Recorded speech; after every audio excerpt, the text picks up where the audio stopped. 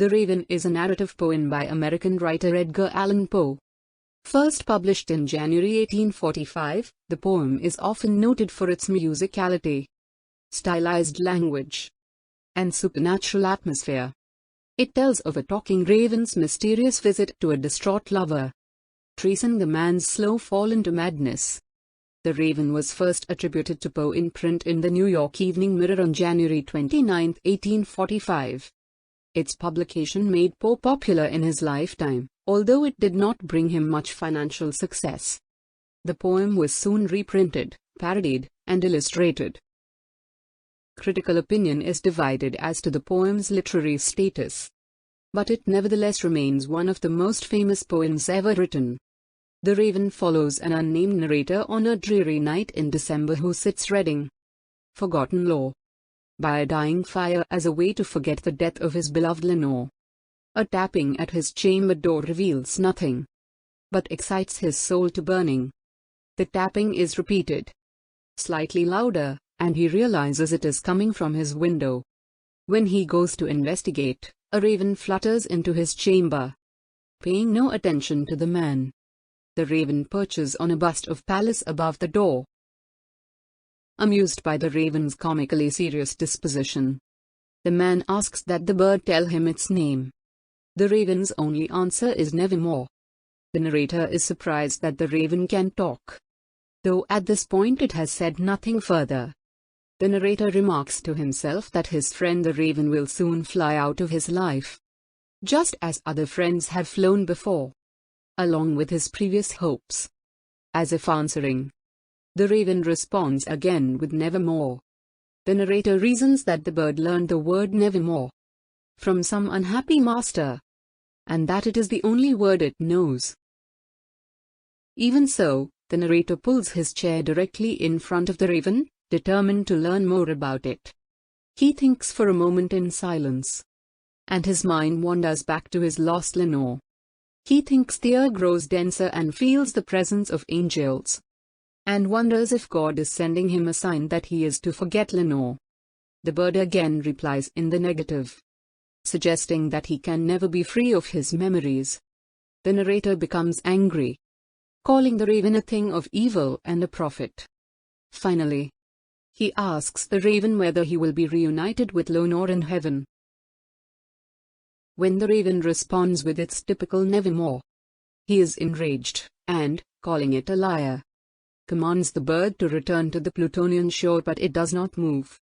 Presumably at the time of the poem's recitation by the narrator, the raven still is sitting on the bust of Pallas.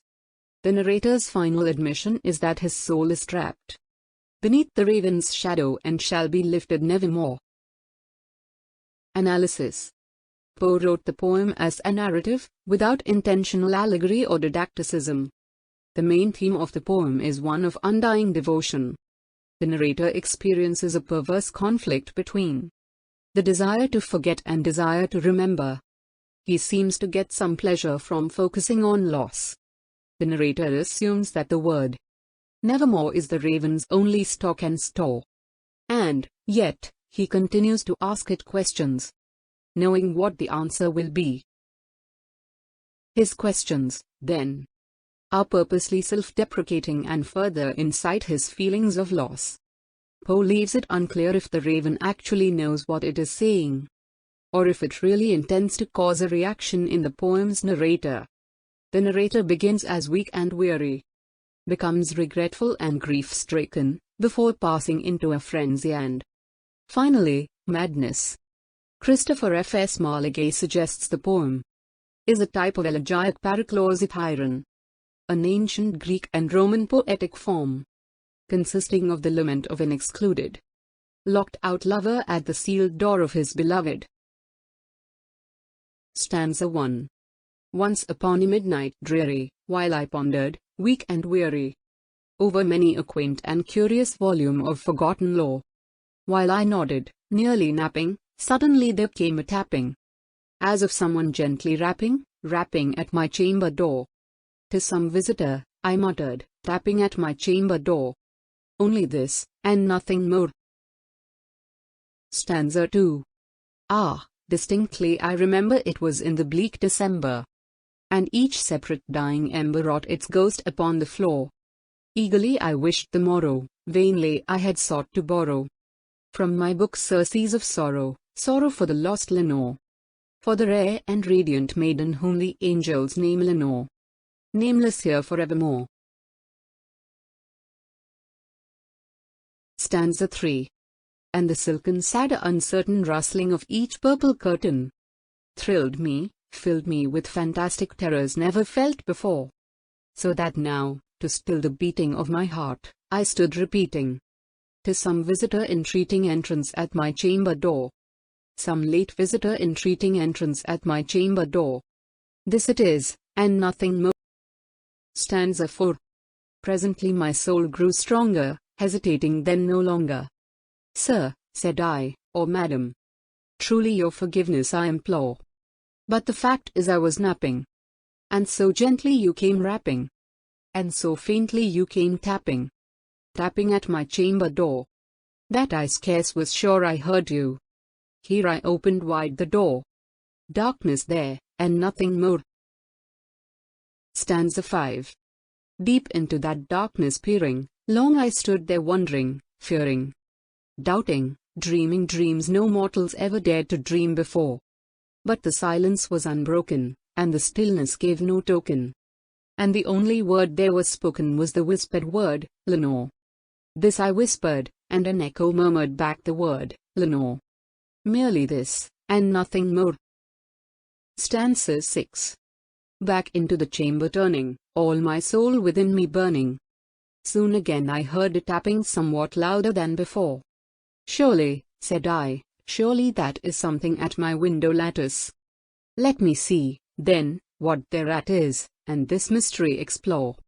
Let my heart be still a moment and this mystery explore. 'Tis the wind and nothing more. Stanza 7. Open here I flung the shutter, when, with many a flirt and flutter, in there stepped a stately raven of the saintly days of yore.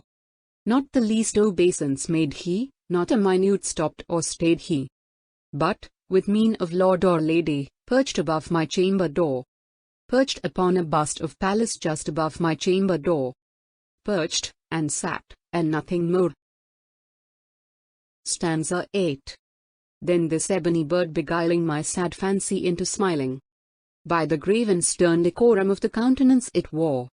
Though thy crest be shorn and shaven, thou, I said, art sure no craven, ghastly grim and ancient raven wandering from the nightly shore. Tell me what thy lordly name is on the night's Plutonian shore. Quoth the raven, nevermore. Stanza 9. Much I marveled this ungainly fowl to hear discourse so plainly, though its answer little meaning, little relevancy bore. For we cannot help agreeing that no living human being ever yet was blessed with seeing bird above his chamber door, bird or beast upon the sculptured bust above his chamber door, with such name as nevermore. Stanza 10. But the raven, sitting lonely on the placid bust, spoke only that one word, as if his soul in that one word he did outpour. Nothing further then he uttered, not a feather then he fluttered, till I scarcely more than muttered, other friends have flown before. On the morrow he will leave me, as my hopes have flown before. Then the bird said, nevermore. Stanza 11. Startled at the stillness broken by reply so aptly spoken. Doubtless, said I, what it utters is its only stock and store, caught from some unhappy master whom unmerciful disaster followed fast and followed faster till his songs one burden bore, till the dirges of his hope that melancholy burden bore, of never, nevermore. Stanza 12. But the raven still beguiling all my fancy into smiling, straight I wheeled a cushioned seat in front of bird, and bust and door. Then upon the velvet sinking, I betook myself to linking fancy unto fancy, thinking what this ominous bird of yore, what this grim, ungainly, ghastly, gaunt and ominous bird of yore meant in croaking nevermore. Stanza 13. This I sat engaged in guessing, but no syllable expressing. To the fowl whose fiery eyes now burned into my bosom's core. This and more I sat divining, with my head at ease reclining on the cushion's velvet lining that the lamplight gloated over. But whose velvet violet lining with the lamplight gloating over she shall press, nevermore. Stanza 14. Then methought the air grew denser, perfumed from an unseen censer, swung by seraphim whose footfalls tinkled on the tufted floor. Wretch, I cried, thy God hath lent thee, by these angels he hath sent thee respite, respite and nepenthe, from thy memories of Lenore. Quaff, oh quaff this kind nepenthe and forget this lost Lenore. Quoth the raven, nevermore. Stanza 15. Prophet. Said I, thing of evil, prophet still, if bird or devil. Whether tempter sent, or whether tempest tossed thee here ashore. Desolate yet all undaunted, on this desert land enchanted. On this home by horror haunted, tell me truly, I implore. Is there balm in Gilead? Tell me, I implore. Quoth the raven, nevermore. Stanza 16. Prophet. Said I, thing of evil, prophet still, if bird or devil. By that heaven that bends above us, by that God we both adore. Tell this soul with sorrow laden if, within the distant Eden, it shall clasp a sainted maiden whom the angels name Lenore. Clasp her rare and radiant maiden whom the angels name Lenore. Quoth the raven, nevermore. Stanza 17. Be that word our sign in parting, bird or fiend, I shrieked, upstarting. Get thee back into the tempest and the night's Plutonian shore. Leave no black plume as a token of that lie thy soul hath spoken. Leave my loneliness unbroken.